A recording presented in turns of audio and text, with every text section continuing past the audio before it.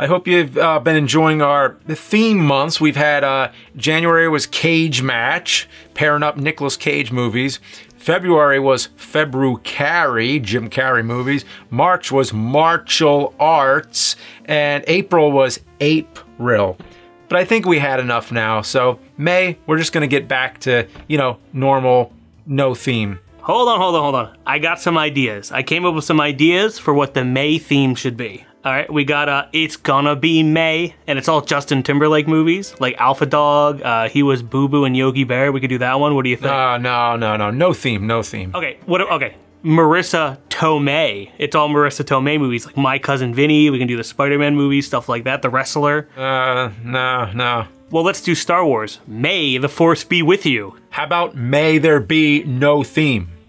No theme at all. But since you mentioned Star Wars, it'd be a good idea to go to Flash Gordon, because Flash Gordon was the inspiration for Star Wars. Yeah, I'm not really good at picking theme months or cutting my own hair. I tried though.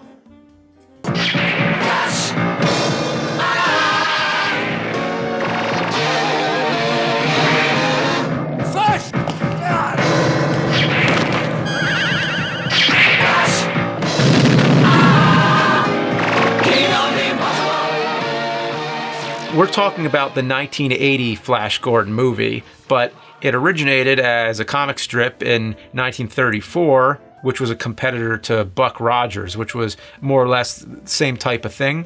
In 1936, it became a film serial, the first of 3.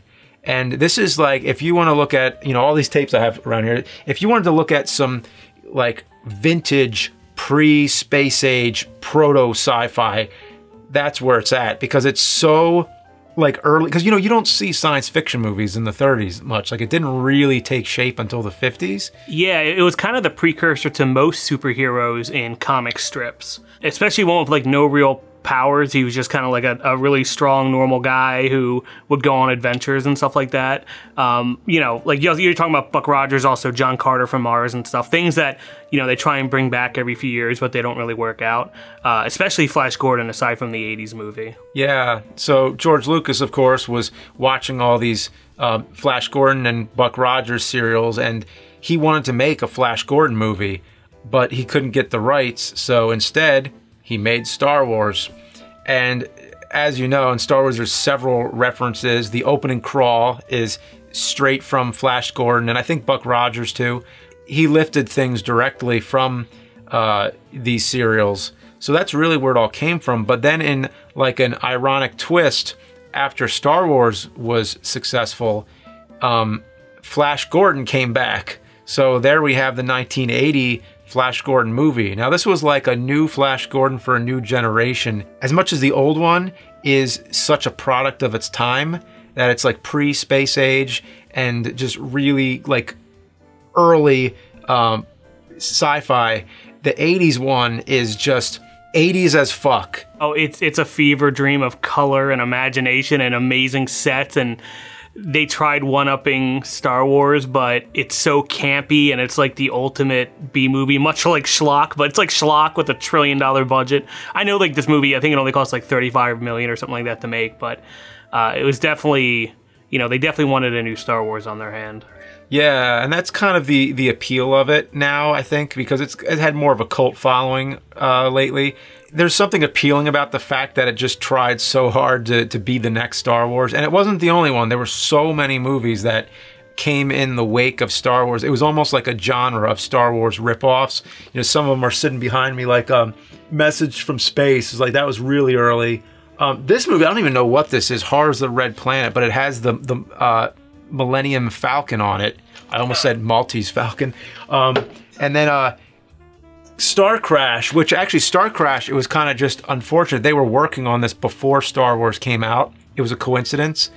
I don't think it was called Star Crash at the time, but afterwards they were like, let's just go with it, you know? So just call it Star Crash and, you know, try to capitalize. Well, then you also had like Roger Corman doing like Galaxy of Terror, which James Cameron had a big part on that got him ready so he can start doing Terminator and stuff like that. So it's interesting how these Star Wars ripoffs kind of set their own direction in the industry. And also, just like how Flash Gordon got everyone into superhero stuff and into like serialized comics, like guys like George Lucas. So it's interesting how it just keeps feeding, the snake keeps eating itself kind of a thing. It is. It's like this full circle, situation. That's what's so interesting about Flash Gordon. Now, I didn't know about the movie until Mike showed it to me in college. How about you? Did you see this one as a kid? I saw clips of it as a kid. What's funny is one of my first knowledge of Flash Gordon and stuff was I was really big in the Star Trek Voyager in the 90s, and they had a character who like early 2000 stuff, so he was really into this character called Captain Proton, which was a fake, so they'd go on the holodeck and they would play pretty much like Buck Rogers kind of a thing. And then when they did the Star Trek Elite Force video game, you can actually, it's like first person shooter Flash Gordon, which is a lot of fun with like laser guns and stuff. So that's how I first got introduced to this stuff. And I started looking more into, what are they parodying? Like, I don't really understand. But yeah, and then I started looking back into the history of it, and then, watched it, probably like 15 years ago. And I just watched it recently for this review. So yes, that's, I first found out from Mike. He showed it to me in college, and I remember we were just laughing and cracking up over it the whole time. He showed me a lot of it, like Kroll, like all these just weird random movies that tried to imitate Star Wars but just went straight for the spectacle and missed the heart. They're just very gaudy and tacky, but that's what we love about it. To be fair, Star Wars was really saved with editing and music and state-of-the-art special effects, and clearly the sequels got way more big and bad and bombastic and stuff. Like, when you looked on paper, Flash Gordon looked like it should have been a Star Wars killer, as it were. Yeah, but I mean, the story wasn't there. I think like Star Wars connects better because of the story. Yeah, the story of Flash is kind of up in the air, but I meant like just the production value sense, and the music is amazing. Like, because you have the music from Queen, which is ridiculous, and yeah.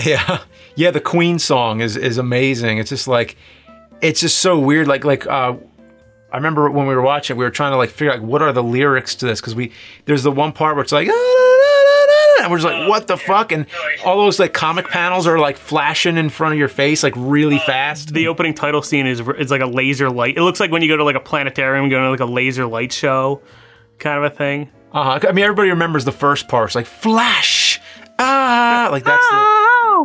Yeah, but then like when you listen to the rest of that song, like it gets crazy, and then at the end credits, they play it again at the very end, and if you wait it out till the end of the credits, there's an explosion sound at the end of the song.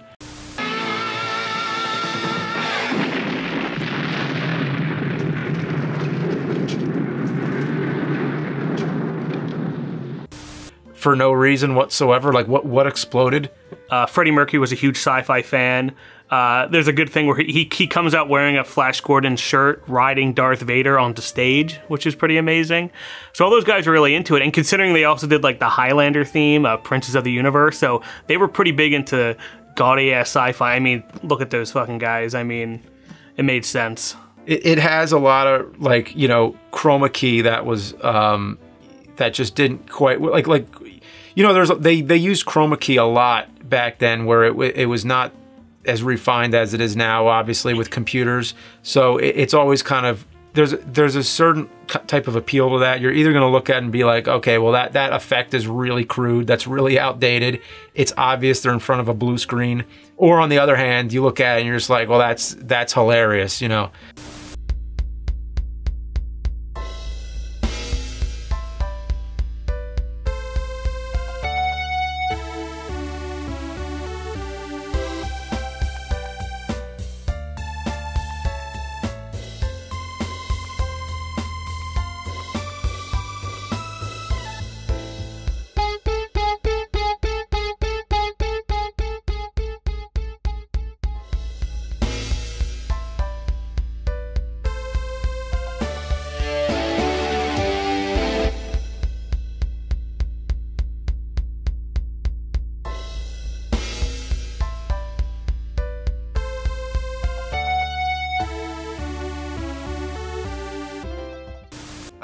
It's just kind of like, hey, this looks cool, throw it on the screen. Just like anything that, they thought would be cool, they just did it without hesitation. And it's a good movie to put on like at a party with mute. Like if you just had the sound off and just put on some music, like just looking at it is entertaining. And you could follow that up with 1974's Flesh Gordon, which was the porno parody, and that has some interesting effects that happen. and a big disclaimer that says this has nothing to do with Flash Gordon. Yeah. I think it's funny because I've heard about that. Must be a famous movie because I've heard that come up a lot of times when Flash Gordon is mentioned. But even in like film critic books, we'll bring that. I don't remember who it was, but it was one of the big ones, like Leonard Maltin or something, like mentioned Flash Gordon, and I was like, okay, that's weird. Yeah. Or just the fact that I think they just did a review of it in there. It's like, 1 star or whatever, but just the fact it was in there. Well, I think we got the Leonard Maltin book over here. I'll look it up later. Max von Sydow plays Ming, which I did not know. The Exorcist. Yes, The Exorcist. Judge Dredd, he was the Chief Justice. I keep finding more things that he's in. Like, I didn't know he was in so many movies. But I think the best actor in this whole movie, Topol. From Fiddler on the Roof. Yes, Chaim Topol. Yeah, Yeah, I was like, wow, holy shit, he's Dr. Zarkov. Because Fiddler on the Roof is another one of my favorite movies of all time. Which probably makes Topol one of my favorite actors, too, for that role of Tevye. Yeah, I love Fiddler on the Roof. So when I saw him in Flash Gordon now and recognizing that it was him, I was just like, wow. Like, that's amazing. And it's so different, too. Yeah, and then Sam Jones, who's Flash Gordon, was pretty much of an unknown at the time. I think they found him from The Dating Game or something like that, and I think he was in a few Playgirl magazines because he was like, a built, attractive guy, and they got him, they dyed his hair blonde, gave him blue eye contacts, and just kind of threw him out there. It's funny because that's kind of like his character. Flash Gordon is a football player, and they're like, hey, guess what? You're going to have to go save the galaxy now. Yeah, which is funny because back in the day, he was a polo player, and they turned him into a football player. I guess because it resonated with modern-day audiences more than polo. Who are you? Flash Gordon, quarterback, New York Jets. So it starts with Ming the Merciless. He shows up with his space armada, I guess, even though I guess they're from another dimension because that's where the color stuff is. I'm not really sure where they are in space, but their goal is to crash the moon into Earth, much like Majora's Mask, I guess, and cause weather attacks on Earth, which you find out later is because if the people of the planet he's destroying think it's a natural occurrence, he leaves them alone. But if they are, fight back, he knows they are a threat and he destroys them. Very Mass Effect-y in that regard with the Reapers. If you can fight back, you're a threat. My favorite part of that is he asks what planet it is, and they're like, it's Earth. So he's never heard of Earth before, but he has... Oh, of course, you have to say it like, Earth. Earth. He's never heard of Earth before, but he has an earthquake button. And then hot hail, so you get hot hail coming down, and that unfortunately... Maybe Earth has the same meaning on other planets, like Earth is the ground, so... So that planet's, like, this is planet Dirt? Is that what... Yeah, we live on planet Dirt. And him and Dale, who I forgot why she's on the plane or who she is. Maybe she's a reporter. I forgot what the story is. They get taken down by the hot hail and have to crash land, and of course they crash land in former NASA turned mad scientist Topol, we'll call him Topol's house, where he's hanging out with Porkins, who says cowabunga, which I've never heard before the Ninja Turtles when he gets woken up out of bed.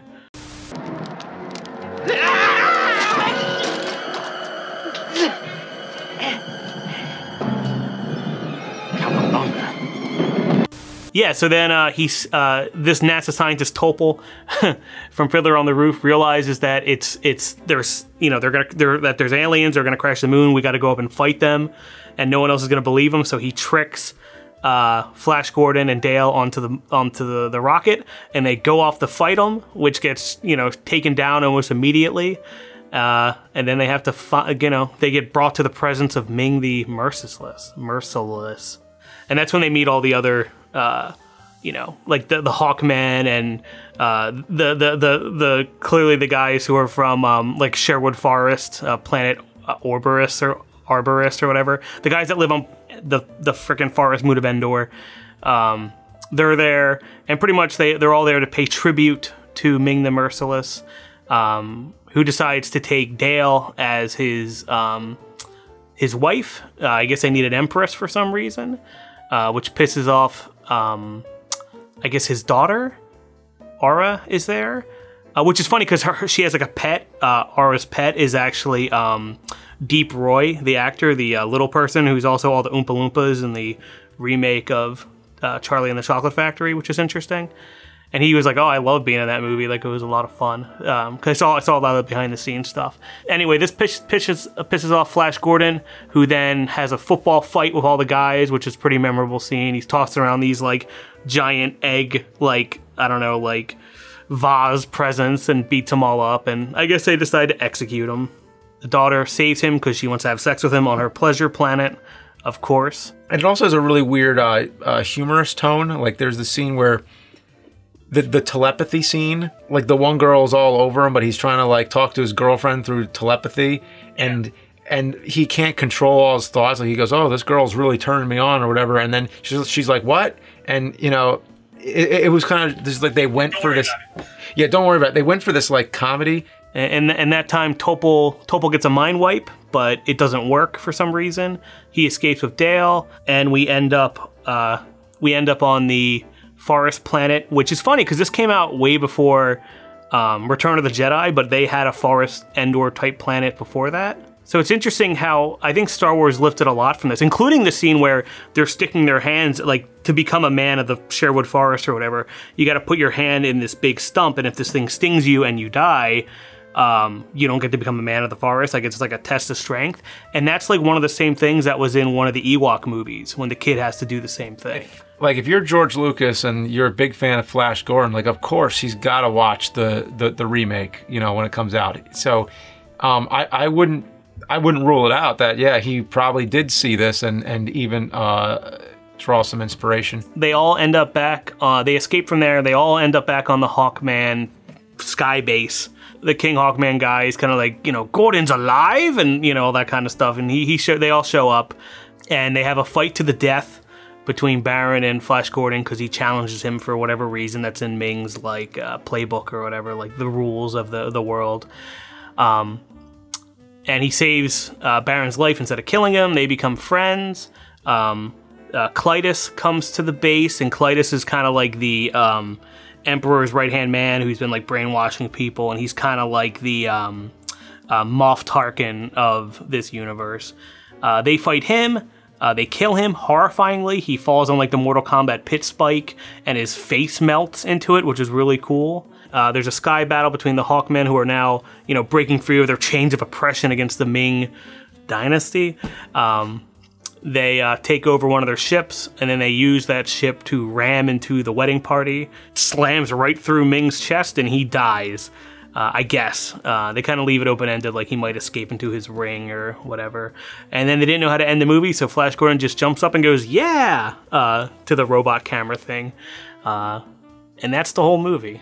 The last scene has more lasers than any movie ever. Yeah, it's like you said, it's a shower of lasers.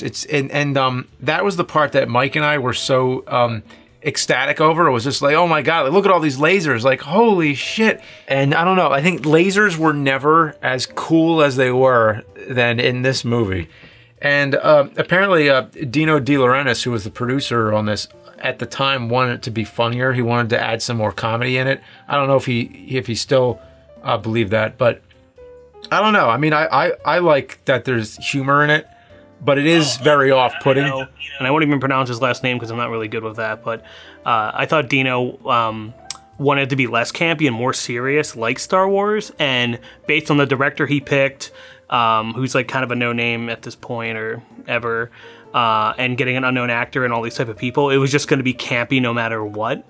So I'm not sure what they're really like. I think it's really faithful to the old comics. I mean, like the look of like, this is kind of how, like if someone tried to make a 1930s movie more big budget and crazy and just one dimensional, this is what they would do.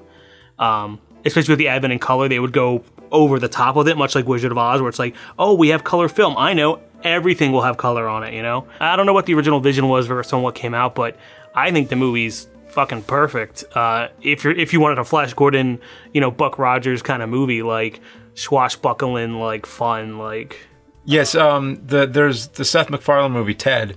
Yeah. I mean, it's just like he's such a good sport to do all that because he plays himself in the movie. Which in the movie he's like snorting cocaine and taking shots and yeah, Sam Jones is so funny in Ted. I think it's one of the best cameos I've ever seen. He lives up to his presence, but he like further than you'd ever expect. Where like I think there's a part like he puts a hole in the wall and all kinds of shit goes down, and it's a really funny cameo. Yeah, I actually watched that movie, Life After Flash, the documentary about his life, Sam Jones, and there's a lot of stuff I'm making in the movie. They talk to all the characters that are in the movie, and even like the director and some of the people that help produce it and visual effects and all that stuff. But it centers on Sam, Flash, and you know, he had a bunch of kids, a bunch of wives, had a lot of issues, got into drugs and stuff, got really religious, and now he goes from going to conventions on weekends, which I'm surprised I've never run into him at all the conventions we go to, by the way, or like RetroCon or something like that. And then when he's not doing that, he's a bodyguard. And much like the movie like Sicario or something like that, he brings like VIPs over the U.S.-Mexican border, and he's like armed to the teeth, and he's like an operator kind of a guy. So that's what he does when he's not doing Flash Gordon, you know, things. That's pretty cool that he became like a real life like hero, secure, you know, kind of guy. So you pay for a bodyguard and Flash Gordon. Music is like dun dun dun dun dun dun. Wow, that is awesome. Well, this movie made me laugh, but next week let's look at a movie that made me cry. Ever since I was a kid, Born Free, one of the best movies ever made.